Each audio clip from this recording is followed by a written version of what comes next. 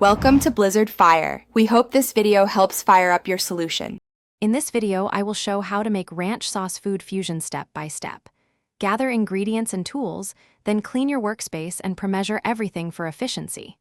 Start by balancing a creamy base with acid, salt, and umami.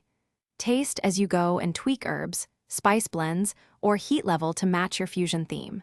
Keep notes for repeatable results and serve chilled for best flavor melding.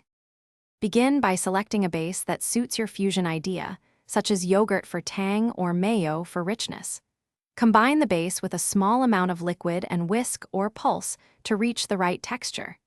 Aim for a cohesive sauce that clings to foods but can also drizzle if needed. Test consistency on a spoon and adjust with tiny increments of liquid to avoid thinning too much. Build flavor by starting with aromatics like garlic and onion powder, then add fresh herbs for brightness. Incorporate your chosen fusion element sparingly, such as a spoon of gochujang for Korean flair or harissa for North African warmth. Always balance with acid and salt to make flavors pop without overpowering the base. Taste repeatedly and adjust in small steps until the sauce feels balanced. Thanks for watching. If you found this helpful, don't forget to like and subscribe.